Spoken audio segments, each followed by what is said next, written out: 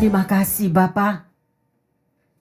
Kami percaya bahwa Engkau senantiasa berada bersama umat-Mu. Tidak ada hari di luar Engkau Tuhan. Dan kami percaya Bapa, bahwa pengurapan Roh Kudus ada di setiap kami. Tidak ada satupun yang lepas daripada pandangan mata-Mu Tuhan. Roh Kudus, inilah waktu-Mu untuk Engkau merenovasi setiap kami. Restorasi setiap hati kami Bapa. Yang letih lesu dan yang berbeban berat. Bahkan Engkau senantiasa memberikan kekuatan baru Bapa. Inilah waktu-Mu Tuhan. Engkau tahu kepada siapa Engkau mau datang. Engkau tahu kepada siapa Engkau mau berbicara ya Tuhan. Terima kasih Roh Kudus. Terima kasih. Kami mau terus dan terus Tuhan. Belajar bersama dengan Engkau melalui sabda-Mu. Dan terima kasih kalau keadaan setiap umat-Mu tetap baik dan tetap selalu di dalam perlindungan-Mu. Hari-hari ke depan kami percaya Engkau terus menggandeng tangan setiap kami. Engkau terus menuntun kami dan Engkau lebih memberi kepekaan Tuhan. Terlebih di tahun yang baru ini. Kami tidak tahu apa yang terjadi di tahun ini. Tetapi kami pertaruhkan setiap member, setiap anak-anak-Mu ini di dalam perlindungan di bawah kepak sayap-Mu. Dan tiang awan, tiang api ada di atas setiap kepala kami. Terima kasih Roh Kudus. Kami percaya inilah waktu-Mu untuk Engkau boleh mencurahkan berkat khusus dari surga bagi setiap kami. Di dalam nama Tuhan Yesus, hamba berdoa. Yang percaya dan siap untuk mengalami pengurapan yang baru mengatakan amin, amin, amin. Shalom yang terkasih, shalom pendengar yang setia dimanapun Anda berada. Ya, kita mau belajar kembali pada siang hari ini. Ya, apa yang Tuhan mau khotbahkan, apa yang Tuhan mau firmankan bagi Anda dan saya. Ya, mari kita mau pelajari tema pada siang hari ini adalah sikap hati yang baru. Di tahun yang baru, sikap hati yang bagaimana yang saudara dan saya harus melakukan seperti apa yang menjadi kehendak Tuhan. Amin. Ya, sungguh luar biasa yang terkasih. Ya, sikap hati yang baru itu akan terjadi bagi setiap kita sepenuhnya apabila saudara dan saya mempersembahkan dirimu, mempersembahkan hidupmu sepenuhnya di dalam tuntunan kuasa Roh Kudus. Amin. Di luar Tuhan kita tidak bisa berjalan sendiri yang terkasih. Tetapi bersama dengan Tuhan Yesus, saudara dan saya akan mengalami banyak sesuatu yang baru di dalam hidup kita. Ya, karena kalau Anda tahu dan pecinta daripada firman Tuhan mengatakan, setiap langkah kaki kita, Tuhan yang mengatur. Amin. Tuhan yang menggandeng tangan saudara, yang menggandeng tangan saya. Tanpa penuh ragu-ragu lagi, tetap semangat. Jangan melihat keadaan zaman, memang kita tahu tanda-tanda zaman. Tetapi kalau Anda dan saya berada di dalam genggaman tangan Tuhan Yesus, tidak ada satupun yang perlu kita takutkan. Amin. Ya, mari kita bersama-sama akan pelajari yang terkasih. Bagaimana dengan sikap hati yang baru itu. Dan sebelum kita melanjutkan nanti pada ayat yang ke-13 di dalam Kolose ini, mari kita baca di dalam Kolose 3 ayat 12 terlebih dahulu. Karena itu, sebagai orang-orang pilihan Allah yang dikuduskan dan dikasihinya, kenakanlah belas kasihan, kemurahan, kerendahan hati, kelemah lembutan, dan kesabaran. Amin. Ya, jadi apa yang dikatakan di sini yang terkasih, inilah yang Tuhan mau dalam firman-Nya. Sebagai saudara dan saya adalah orang pilihan Allah yang sudah dikuduskan dan sangat dikasihinya. Kenakanlah apa? Kenakanlah belas kasihan, kemurahan, kerendahan hati, kelemah lembutan, dan kesabaran. Mudah atau mudah? Kalau kita dalam menghadapi tantangan hidup, ya banyak sekali kita yang fail, ya banyak sekali kita yang jatuh dalam kelemahan dan tidak dapat melakukan ini 100%. Ya, sedemikian rupa yang terkasih. Tetapi inilah yang Tuhan harapkan dari hidup saudara dan saya. Ya, karena Anda dan saya sudah dikuduskan dan sangat dikasihinya. Oleh karena itu saya akan membahas 3 hal yang terkasih, yaitu 3 ciri orang yang sudah mengalami hidup yang baru di dalam Kristus.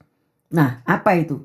Ayo, yang pertama kita akan baca ya di dalam Kolose 3 ayat 13. Sabarlah kamu seorang terhadap yang lain, dan ampunilah seorang akan yang lain, apabila yang seorang menaruh dendam terhadap yang lain, sama seperti Tuhan telah mengampuni kamu. Kamu perbuat jugalah demikian. Nah, ya yang terkasih, firman Tuhan ini kita tahu sedemikian rupa kata-kata firman-Nya, tapi tidak mudah untuk dilakukan. Betul tak betul? Ya, karena apa? Karena kita ini terdiri daripada manusia daging dan manusia roh. Oleh karena Tuhan Yesus itu adalah roh, dan Dia sendiri, Tuhan sendiri berharap bahwa Anda dan saya hiduplah di dalam roh. Bagaimana banyak orang yang tidak mengerti. Gimana Bu Pendeta, saya nggak ngerti hidup dalam roh itu gimana. Selama kita masih hidup di dunia, ini kan daging semuanya. Gimana hidup dalam roh? Bapak Ibu Saudara pendengar yang terkasih, hidup di dalam roh, banyak-banyaklah membaca firman Tuhan. Banyak-banyaklah kita memuji, menyembah, dan berdoa. Dengan adanya kita melakukan semuanya itu tadi, maka manusia roh kita itu akan bangkit. Manusia roh kita itu akan bertumbuh yang terkasih. Dan manusia daging kita itu akan merosot. Ya, karena apapun yang terkasih, sering kali kalau kita mendengar doa-doa dari apa yang diminta oleh anak-anak Tuhan, kebanyakannya adalah doa yang di dalam daging. Bagaimana Bu Pendeta, saya nggak ngerti. Doa apa yang di dalam daging? Doa yang di dalam daging itu artinya yang diminta itu banyaknya itu adalah masalah kedagingan. Masalah daging yang diminta. Tuhan, tetanggaku punya rumah tingkat 3. Kasih aku dong juga rumah seperti dia. Ya, Tuhan, tetanggaku gajinya sebulan $5.000 atau 10.000. Kasih dong aku juga sama-sama dia. Kan kita sama-sama anaknya. Nah, ya, jadi semuanya itu yang diminta adalah masalah daging yang terkasih. Tetapi kalau kita tahu dan kita persis pernah membaca, bukan pernah, selalu membaca firman Tuhan, dikatakan, carilah dahulu kerajaan Allah dengan segala kebenarannya, maka semuanya akan ditambahkan kepadamu. Amin. Jadi kita nggak perlu minta-minta yang sedemikian rupa. Pokoknya kita menyenangkan hati Tuhan, otomatis. Walaupun saudara dan saya berjalan di dalam lembah-lembah kekelaman, Anda tahu, gadanya dan tongkatnya selalu membimbing dan melindungi saudara dan saya. Sebagai anak Tuhan kita ini hidupnya privilege loh. Benar-benar. Tapi harus ngalami. Tapi banyak anak-anak Tuhan yang gak mau ngalami. Ya, dan itu adalah merupakan proses kehidupan yang terkasih. Proses di dalam hidupnya banyak kita yang sudah mengalami bagaimana Tuhan menolong Anda, bagaimana Tuhan menolong saya, bagaimana Tuhan menolong setiap pribadi di dalam lembah-lembah kekelaman. Ya, oleh karena itu yang terkasih, firman Tuhan juga mengatakan, datanglah kepadaku, hai engkau yang letih dan lesu, serta berbeban berat. Aku akan memberi sentosa kepadamu. Ya, jadi kadang saudara pernah nggak ngalami kalau begitu bangun tidur, tahu-tahu hatinya sedih banget. Malam mau tidur, nggak bisa tidur karena penuh pressure. Nggak bisa tidur kayak gitu. Tapi kalau Anda teringat akan firman Tuhan yang Dia bilang, nak, datanglah kepadaku. Serahkanlah beban ketakutanmu, kekhawatirmu.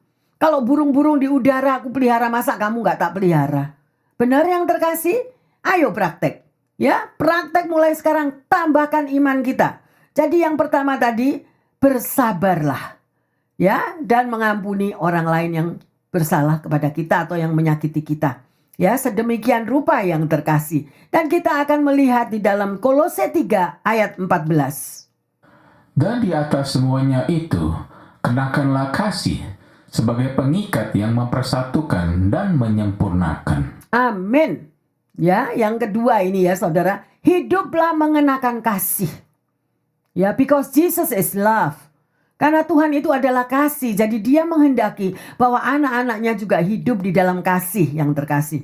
Ya, itu adalah sebagai pengikat. Kalau Anda memiliki kasih satu dengan yang lain, maka itu menjadi satu pengikat antara saudara bersaudara, antara keluarga, orang tua, anak, suami dan istri. Semuanya itu terikat di dalam kasih Kristus. Amin.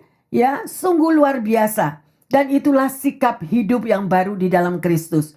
Mari kita lanjut ya di dalam 1 Petrus 4 ayat yang ke-8. Tetapi yang terutama, kasihilah sungguh-sungguh seorang akan yang lain, sebab kasih menutupi banyak sekali dosa. Amin. Ya, saudara, untuk mengenakan hal ini nggak mudah. Ya, tetapi itulah penyangkalan daging, penyangkalan diri. Ya, barang siapa yang mau mengikut Yesus, ya, sangkal dirimu, pikulah aku. Because Jesus is love. Yesus adalah kasih. Oleh karena itu dihimbau, diminta, ya, untuk saudara dan saya, kasihlah sungguh-sungguh seorang akan yang lain. Ya, karena itu akan menutupi banyak dosa, ya, yang terkasih. Jadi mari kita akan lanjut di sini di dalam Amsal 10 ayat yang ke-12. Kebencian menimbulkan pertengkaran, tetapi kasih menutupi segala pelanggaran. Amin. Ayo koreksi diri. Kita sudah berada di tahun yang baru. Apakah kita masih teringat daripada tahun-tahun yang lama? Sehingga timbul kemarahan, timbul kebencian, orang yang sudah menyakiti kita atau orang yang sudah mereject, mengucilkan kita. Memang tidak mudah yang terkasih. Tetapi marilah. Kita tidak mampu dengan kekuatan sendiri. Tetapi kita mau mengundang Tuhan Yesus. Saudara, apa yang tadi saya katakan. Bangun pagi udah sumpek, sudah stres, udah rasanya hidup dalam tertekan. Yang sedemikian rupa. Langsung berbicaralah kepada jiwamu. Jiwamu diajak berbicara.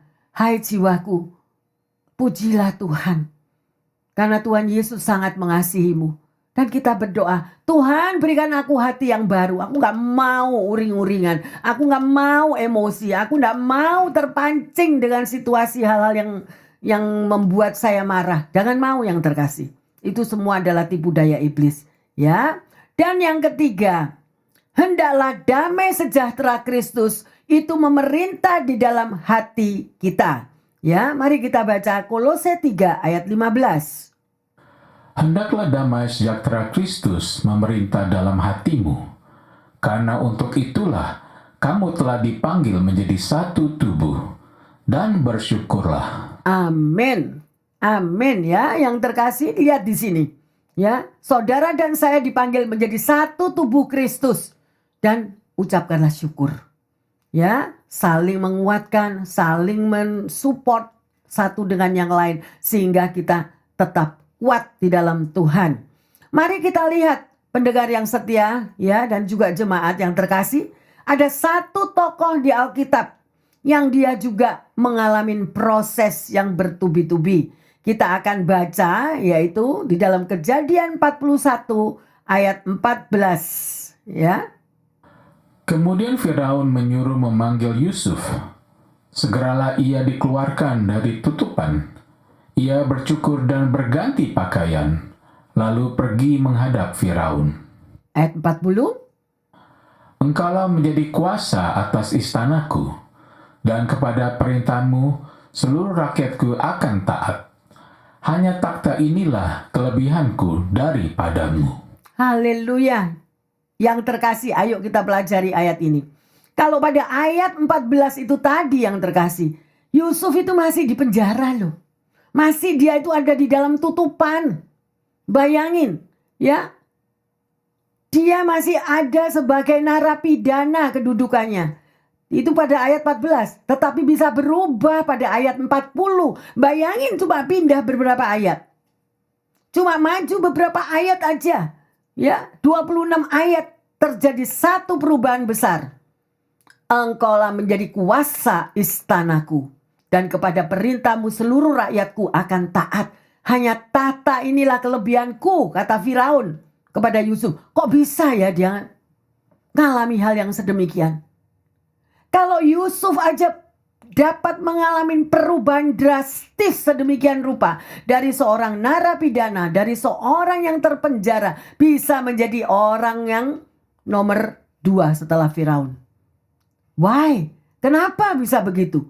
Ayo, Kalau Yusuf bisa mengalami hal itu, dan kalau Anda dan saya mau mempelajari proses kehidupan yang seperti ini, Anda dan saya pun bisa diangkat oleh Tuhan. Amin. Artinya membalikan keadaan, membalikan. Mungkin ada pendengar yang setia mengatakan, saya kan lagi terpuruk Bu Pendeta. Masalah saya ini udah terlalu busuk. Masalah saya ini udah gak bisa ditolong lagi. Tetapi saya mau mengatakan, firman Tuhan ya dan amin. Bukan ada kata-kata yang kosong atau bohong yang terkasih. Kalau Yusuf bisa mengalami hal yang sedemikian, juga pendengar dan jemaat yang hadir di sini, engkau juga akan mengalami kedudukanmu diangkat oleh Tuhan. But take a time, ya. Ada waktu, proses itu terjadi. Mari kita lihat yang terkasih, ya. Bagi Tuhan itu sangat mudah mengubah hidupmu dan hidupku. Bagi Tuhan itu sangat mudah mengubah keberadaan orang yang terpuruk, mengubah keadaan orang yang tersingkirkan. Bagi Tuhan gak ada yang mustahil. Amin yang terkasih.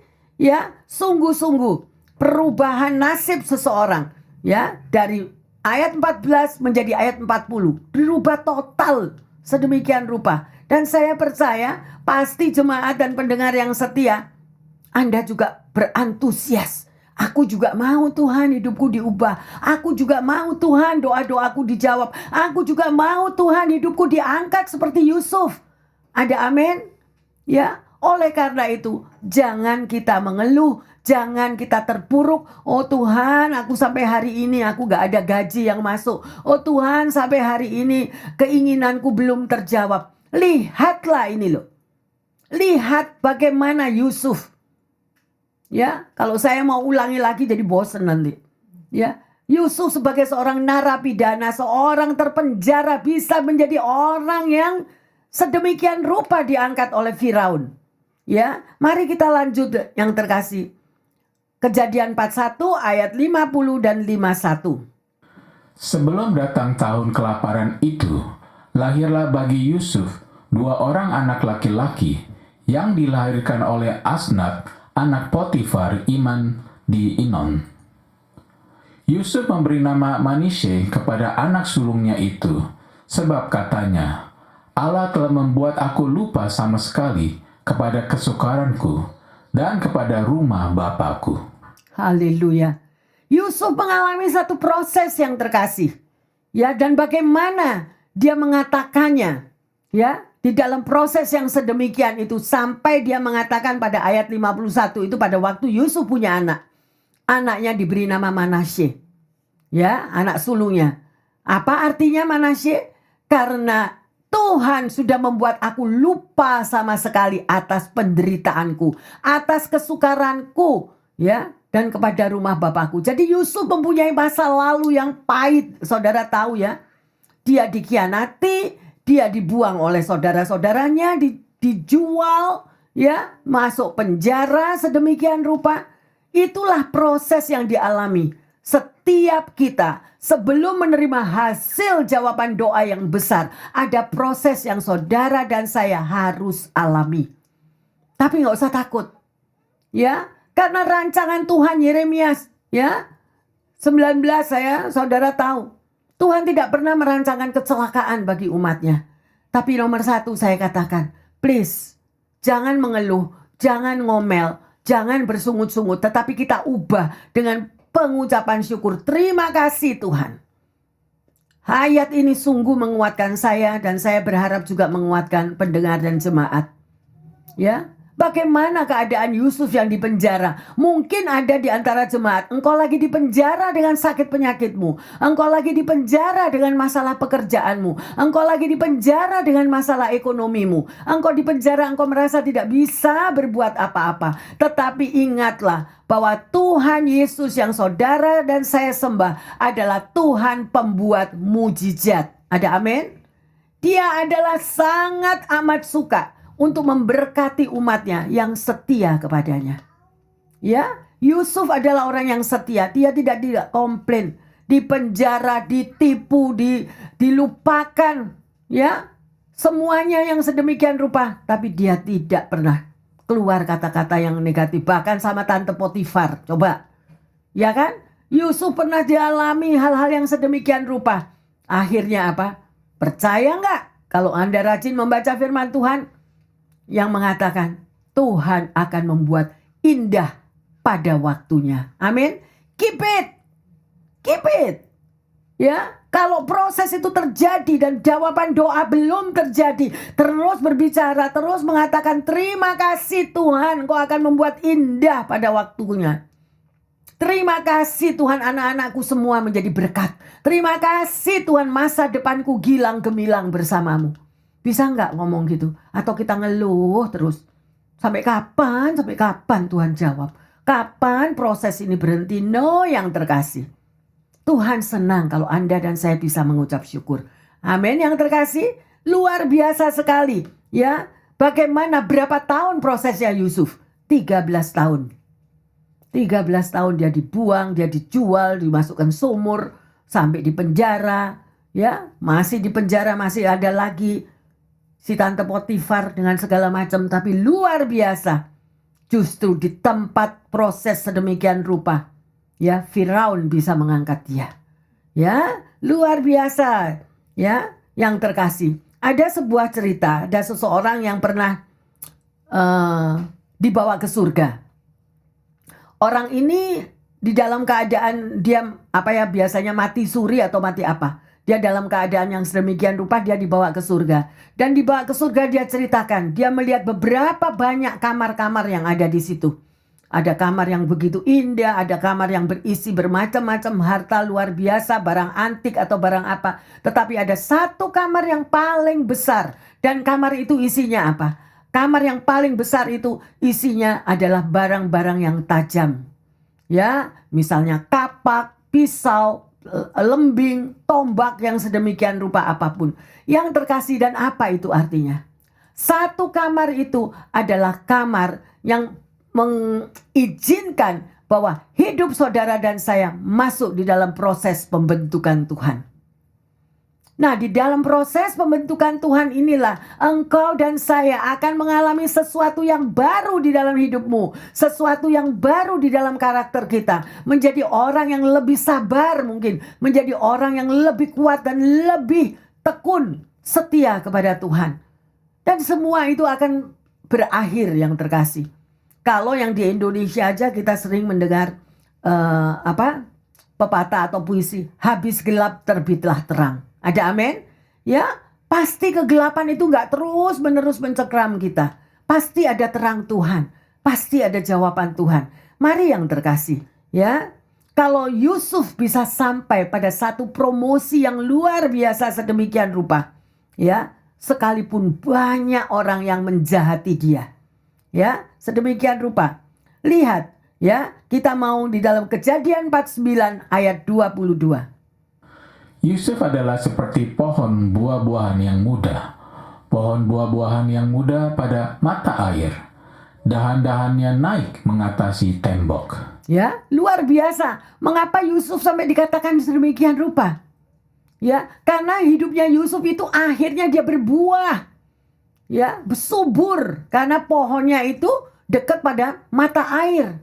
Siapa mata air saudara dan saya? Sumber mata air.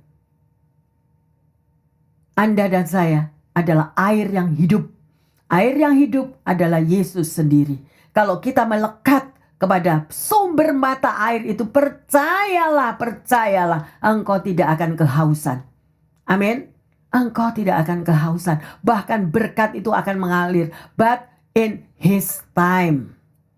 Ya, menunggu adalah waktu yang paling tidak enak.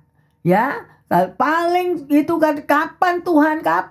Yusuf 13 tahun di dalam proses. Daud juga berapa puluh tahun dia diproses. Semua mengalami. Tetapi apa? Di balik itu semua Anda akan merasakan betapa indahnya. Sampai semua orang bisa terkagum-kagum bahwa Tuhan itu ada dan hidup. Ya, Tuhan yang saudara dan saya sembah adalah Dia yang pendengar jeritan doamu, Dia yang melihat tangisanmu, Dia yang mendengar keluhanmu. Tapi ubahlah, jangan mengeluh lagi. Stop. Mulai sekarang, ubahlah dengan kata-kata mengucap syukur. Terima kasih Tuhan. Orang yang berpuasa, ya, itu nggak puasa terus loh. Amin. Ya, karena kalau di Indonesia dibilang orang puasa akhirnya jadi lebaran. Loh, Ya kan? Dan demikian juga kita di dalam anak-anak Tuhan. Ya, Tuhan mendengar jeritan hatimu. Oleh karena itu, keep your heart. Jagalah hatimu dengan segala kewaspadaan, karena di situ terpancar kehidupan. Supaya saudara dan saya bisa tetap hidup dan bisa mengalami sikap hati yang baru. Jaga hatimu. Jangan diisi yang macam-macam. Gimana Bu Pendeta kalau saya takut? Gimana Bu Pendeta kalau saya khawatir? Nyatanya saya nggak ada kerjaan loh. Nyatanya umur saya tambah-tambah terus tiap hari. Ini tahun baru, umur saya ya jadi baru. Tambah tua nggak tambah muda. Apa Tuhan nggak tahu?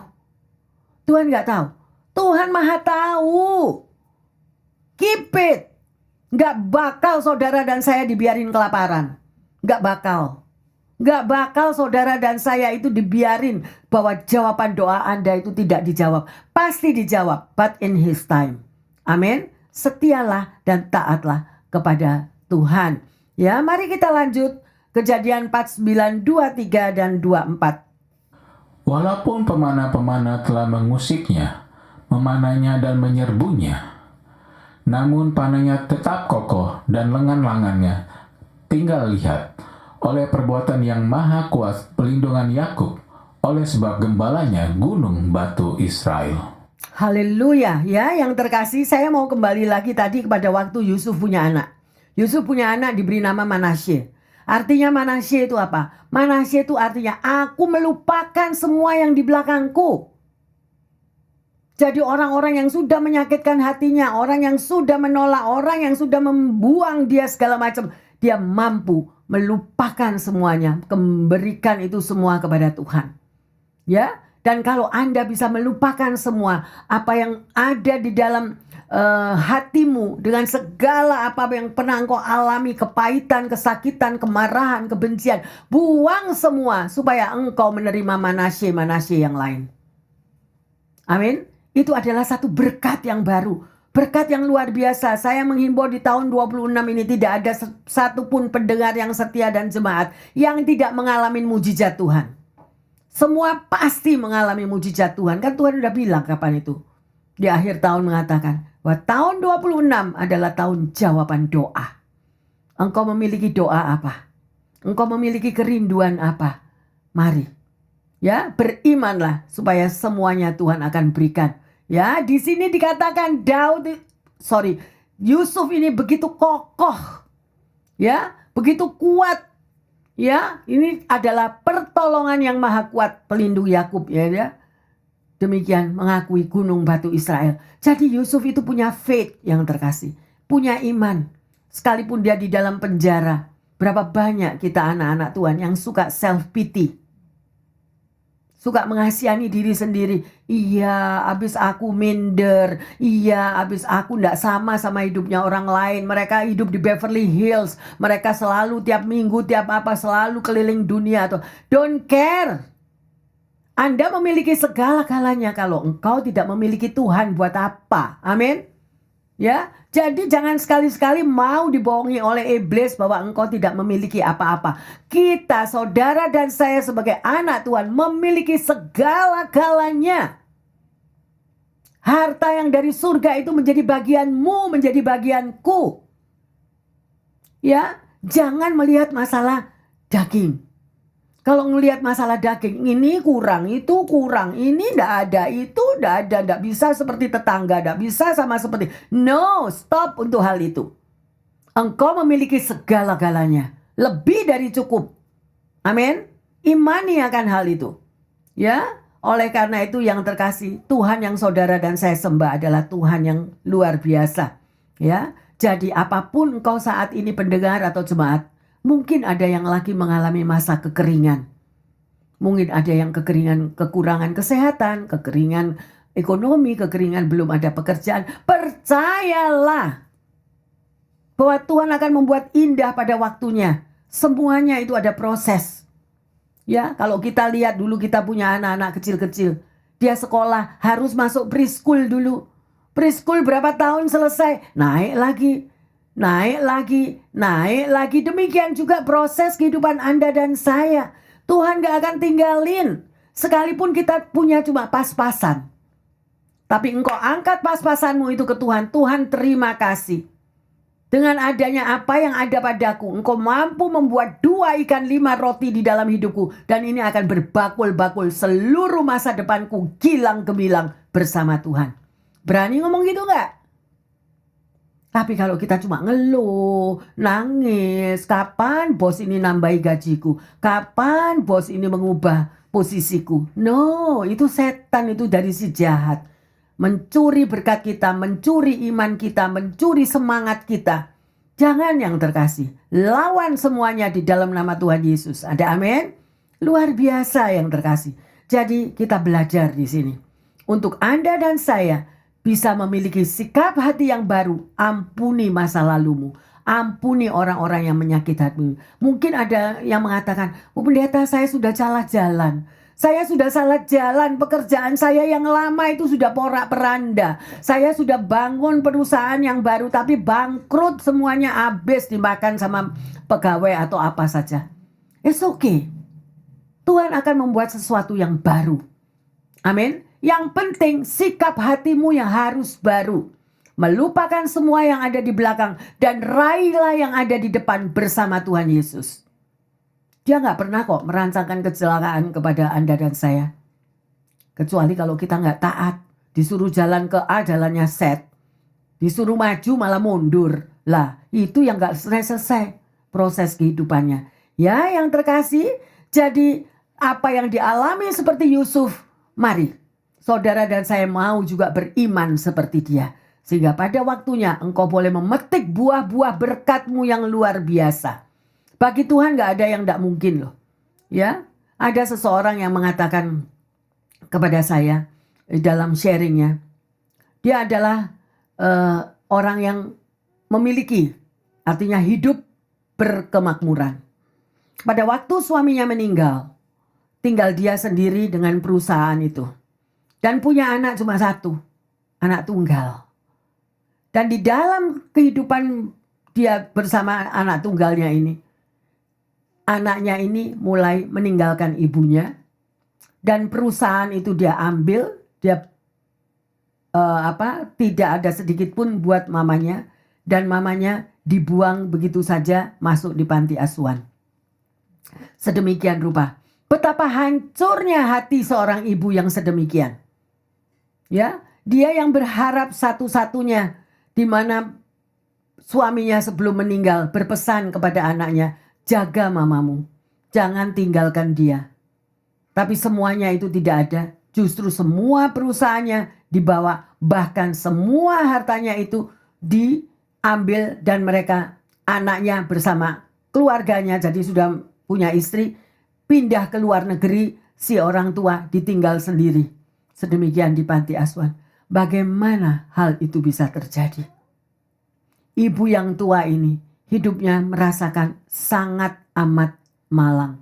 Dulu dia memiliki bukan cuma perusahaan, tetapi dia juga memiliki banyak sekali company yang lain dan juga real estate yang lain. Tetapi semua real estate dan company-company semua diambil, semua dibawa. Dan di dalam kesendirian seperti itu, ibu ini putus asa. Dan dia bilang, Tuhan, kalau engkau ada dan hidup, ambil aku saat ini. Karena harta itu tidak membuat aku bahagia. Anak ini juga tidak membuat aku bahagia. Tapi semuanya habis. Tapi aku mau engkau Tuhan. Kalau engkau memang nyata, engkau memang ada dan hidup Tuhan, ubahlah hatiku. Coba apa yang dia minta? Ubah hatiku. Dan pada waktu dia berdoa, setiap malam dia menangis, dia berdoa. Seperti Tuhan itu berbicara kepadanya. Engkau terikat dengan harta dunia, ataukah engkau terikat dengan kerajaan surga? Seperti ibu ini mendapat teguran sedemikian rupa. Karena harta dunia yang ada di bumi itu bukan milikmu. Nah, engkau milikku. Suara itu berkata, engkau biji mataku dan engkau akan ada bersamaku nanti di surga. Lihatlah ini semuanya. Setelah itu Yesus itu menunjukkan bagaimana indahnya surga itu. Betapa indahnya. Jadi engkau hidup di dunia itu cuma numpang mampir. cuma minum air minum di dunia. Tapi sudah dikatakan, di dunia ini penuh air mata. Di dunia ini penuh persoalan, penuh apapun. Oleh karena itu, apa yang kita belajar dari kisah ibu tua ini tadi? Setelah dia mendapat teguran daripada Tuhan, ditunjukkan betapa indahnya surga itu. Harta dunia yang dia alami bersama suaminya sudah diajak keliling dunia berkali-kali. Dan anak semata wayang buah hatinya yang dia harapkan. Itu semuanya tidak ada, bahkan tega meninggalkan ibunya. Akhirnya dia bisa lepas. Karena Tuhan bicara, itu bukan anakmu. Itu bukan anakmu. Itu anakku. Biarlah dia mengalami proses hidup sendiri. Tetapi engkau biji mataku. Lihatlah apa yang sudah kusediakan bagimu. Aku menyediakan rumahmu di surga yang indah. Aku menyediakan semua apapun yang kau perlukan. Dan ibu ini langsung sadar. Oh iya, ampuni aku Tuhan. Ampuni aku kalau aku terikat dengan harta dunia. Kalau aku terikat dengan anak-anakku. Ampuni aku. Bapak Ibu yang terkasih dan pendengar yang setia, apa yang kita pelajari dari kisah ibu ini? Belajarlah, jangan bersandar kepada siapapun. Walaupun itu anakmu sendiri, jangan bersandar. Tapi terikatlah dengan Tuhan Yesus. Melekatlah selalu, setiap hari minta dalam pelukan Tuhan Yesus. Tuhan, aku mau dalam pelukanmu. Kalau engkau bisa merasakan bahwa engkau di dalam pelukan Tuhan Yesus, engkau gak kepingin apa-apa, percaya. Gak kepingin apa-apa. Gak ada iri hati orang punya tetangga, rumahnya mewah, mobilnya ratusan, company-nya ratusan. Gak urusan. Karena itu gak kekal semua. Semuanya itu habis. Tapi Tuhan sudah menyediakan bagimu dan bagiku rumah yang indah di surga. Bukan luar biasa yang terkasih? Ayo bangun, ayo bangkit. Jangan tangisi dunia yang fana ini. Jangan tangisi dan jangan berharap kepada manusia. Supaya engkau tidak tambah sakit hatimu. Tuhan gak mau saudara dan saya ini sakit hati. Loh gimana saya Bu Pendeta, dari bayi saya mengandung dia itu setengah mati. Sekarang sudah lahir, ya itulah satu-satunya harapan saya. Tuhan Yesus bilang apa? Salah. Itu bukan anakmu. Biarlah aku yang memproses dia. Tetapi engkau biji mataku. Carilah wajahku. Carilah dahulu kerajaan surga. Dengan segala kebenarannya. Semuanya akan ditambahkan. Dan sejak ibu itu tadi mendapatkan lawatan daripada Tuhan Yesus. Hatinya pelong. Hatinya baru. Sikap hati yang baru. Sekalipun dia di panti jompo, dia menjadi berkat bagi semua orang yang ada di situ. Dia menjadi berkat dan dia katakan, gak usah takut. Dia menguatkan daripada mereka-mereka yang sudah berada di panti jompo itu. Gak usah takut. Habis ini kita pulang ketemu Tuhan Yesus. Tuhan Yesus sudah sediakan rumah buat kamu, buat kamu, buat kamu, buat kamu. Semua yang ada di panti jompo itu jadi bersuka cita yang terkasih. Amin. Ya, biarlah kesaksian ini menghimbau pendengar yang setia dan jemaat.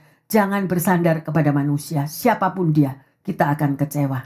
Amin. Haleluya yang terkasih. Ya, sedemikian rupa ini adalah pelajaran yang baik yang kita petik dari perjalanan Yusuf. Ya, sedemikian rupa. Dia mengalami proses yang sedemikian, tetapi dia akhirnya menjadi orang yang penting. Ya, di kerajaan Firaun. Dan juga tadi kisah daripada seorang ibu tua yang memiliki segala-galanya. Bahkan sudah keliling dunia berkali-kali. Akhirnya dia ketemu Tuhan Yesus dan dia bersandar kepada Tuhan Yesus. Dan ini cerita yang sangat menguatkan saya. Dan saya percaya juga akan menguatkan pendengar dan jemaat yang terkasih. Ada satu lagi hamba Tuhan. Hamba Tuhan ini saya dapat cerita ini pada waktu saya sekolah Alkitab ya. Sungguh sangat amat menyedihkan. Tetapi inilah yang terjadi lah. Ini loh isinya dunia. Ini isinya dunia. Ini seorang pendeta loh. John Wesley. Kalau Anda tahu siapa John Wesley. John Wesley itu seorang pendeta yang sangat terkenal. Hamba Tuhan yang sangat terkenal. Sukses luar biasa. Tetapi setiap kali kalau dia datang ke gereja. Dia diundang di gereja-gereja mana-mana untuk dia berkhotbah. Tetapi istrinya selalu ikut. Dan si istrinya ini luar biasa antiknya. Anda pernah kenal sama orang antik enggak? Anda pernah ketemu enggak sama orang yang antik? Ya, jadi pada waktu si John Wesley ini dia berkhotbah, dia lagi berbicara atau di depan mimbar, itu istrinya yang duduk di bawah. Dia langsung teriak-teriak dan dia mengatakan, "Jangan didengar itu, jangan didengar, itu bohong, itu omong bohongan itu." Bayangin itu istrinya sendiri loh pada waktu suami khotbah. Bahkan berkali-kali kalau John Wesley itu ada seminar atau mengadakan apapun tentang Alkitab, ya, berceramah ataupun mengajar gitu. Si istri yang duduk di bawah berani naik ke atas mimbar dan menarik rambutnya si John Wesley supaya turun. Bayangkan kalau Anda punya istri kayak gitu. Ya, sedemikian rupa sampai semua jemaatnya itu bilang gini ke John Wesley, ceraikan dia. Ceraikan dia. Tidak pantas seorang hamba Tuhan yang terkenal memiliki istri yang seperti itu. Bayangin saudara. Ya toh, ini kalau dia married dengan dia menikah dengan seorang hamba Tuhan, mestinya istri ini tiang doa yang selalu berdoa bagi suaminya. Ya toh, lah ini enggak, malah pemberontak, bahkan di mana-mana selalu menghancurkan karir suaminya. Akhirnya semua jemaat, semua gereja-gereja yang dia datang untuk berkhotbah mendoakan supaya istrinya ini mati. Supaya istrinya ini tidak lagi sama John Wesley. Anda tahu hal yang sedemikian rupa. Dan benar, satu hari istrinya pass away. Dan istrinya pass away, semua orang-orang jemaat gereja itu bersorak-sorak, seneng banget. Gak ada orang yang jambain rambutnya si John Wesley. Ya, sedemikian rupa. Jadi sampai akhirnya semua itu bersorak-sorak. Tetapi apa yang terjadi? Siapa yang kita bisa melihat bagaimana sikap John Wesley? Ya, dia meraung-raung, dia menangis-nangis, dia golong-golong di mimbar, dia tidak bisa menerima, tidak bisa melepaskan istrinya yang meninggal itu. Bayangin saudara, dia seorang hamba Tuhan loh. Padahal hidupnya dia itu betul-betul di bawah tekanan istri yang sedemikian rupa. Sampai semua jemaatnya bilang, bukannya Pak Pendeta bersyukur kalau istrimu sudah dipanggil Tuhan. Bukanlah Pak Pendeta itu mestinya bebas sekarang, udah lepas. Apa yang terkasih? Jawaban daripada John Wesley. Kalian semua tidak tahu. Tidak ada orang yang bisa memproses saya seperti saya keluar bagaikan diamond kecuali istri saya. Jawaban John Wesley. Kalau jemaat yang memproses saya, orang luar yang memproses saya, tidak akan sehebat daripada istri saya yang dipilih Tuhan untuk memproses aku. Ready yang terkasih, yang bujangan, jomblo-jomblo, mau dapat istri yang kayak gitu? Ya, sedemikian rupa. Ayo yang terkasih. Inilah hati daripada John Wesley yang dia menyatu dengan Spirit of God, yang menyatu dengan roh Tuhan di dalam proses dibakar di dalam api seperti Sandra, Mesa, Abednego. Ya, dia tidak mengeluh, dia nggak ngomel, dia nggak menjawab istrinya atau dia marah sama istrinya, tetapi dia katakan justru dia yang gulung-gulung pada waktu istrinya meninggal. Dan dia mengatakan, saya betul-betul merasa kehilangan. Karena tidak ada satupun yang memproses hidup saya sedemikian rupa kecuali istri saya. Yang terkasih, ayo kita belajar. Di dalam Anda mengalami proses hidupmu dengan berbagai macam cara, ingatlah ada Tuhan bersamamu. Ada Tuhan yang memberi kekuatan. Ada Tuhan yang memberikan mujizat. Dia adalah ahlinya. Tetapi Tuhan juga izinkan kita diproses. Nggak gampang yang terkasih, tidak mudah. Ya, tetapi ingat cerita firman Tuhan apa? Domba satu yang jatuh di dalam jurang. Mungkin hidupmu sampai pada jurang yang terdalam. Justru Yesus menggendong kita. Amin. Alami yang terkasih. Kalau engkau mengalami perjumpaan dengan Tuhan Yesus, saya yakin engkau tidak akan tinggalkan dia. Berapa banyak kita anak Tuhan. Sampai baptis ini, baptis sana. Menikah di gereja sini, menikah lagi di gereja sana. Menikah di sana, menikah di utara, di selatan. Loh, Sampai jadi ngeri loh kita kekristenan sekarang ini. Ya. Tapi yang Tuhan lihat itu adalah kesetiaanmu yang terkasih. Kesetiaanmu. Jagalah hatimu dengan segala kewaspadaan. Di situ terpancar kehidupan. Sekalipun proses itu engkau gak kuat. Tuhan, aku gak kuat. Ingat, Tuhan, aku gak mau kehilangan anakku. Ingatlah yang terkasih, pendengar yang setia dan jemaat. Itu bukan anakmu. Apa mudah saya khotbah seperti ini? Saya juga punya anak loh. Apa mudah? Tetapi Tuhan mau, Tuhan cemburu, Tuhan mau hanya Anda dan Dia yang jadi satu. Amin. Dan menyerahkan keluarga kita, menyerahkan anak kita, menyerahkan pekerjaan kita, menyerahkan masa depan kita. Semuanya, dan kita terus dalam pelukan Dia. Minta dipeluk Tuhan yang terkasih. Minta dipeluk Tuhan setiap hari. Engkau akan merasakan damai sejahtera. Engkau tidak akan merasa kekurangan. Engkau tidak akan merasakan butuh ini. Tidak ada takut lagi. Tidak ada takut yang terkasih. Karena Dia yang menggendong Anda dan saya setiap hari. Amin. Ayo ketemu Tuhan. Milikilah sikap hati yang baru. Amin. Ya, lihat sikap daripada John Wesley tadi. Luar biasa. Dan biarlah ini menjadi pedoman, menjadi teladan bagi kita semua. Ya, hari ini kita sudah belajar bagaimana Anda memiliki sikap hati yang baru. Pertanyaannya yang terkasih. Ya, pertanyaannya adalah, setelah saudara dan saya mendengarkan khotbah ini, apakah engkau mau menerima hati yang baru?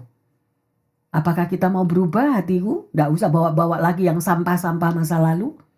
Yang kedua, ya, setelah kita melepaskan pengampunan kepada orang-orang yang pernah menyakitkan kita, apa yang engkau rasakan? Apa yang kita rasakan yang terkasih? Ya, ayo kita teliti lagi, baca lagi nanti.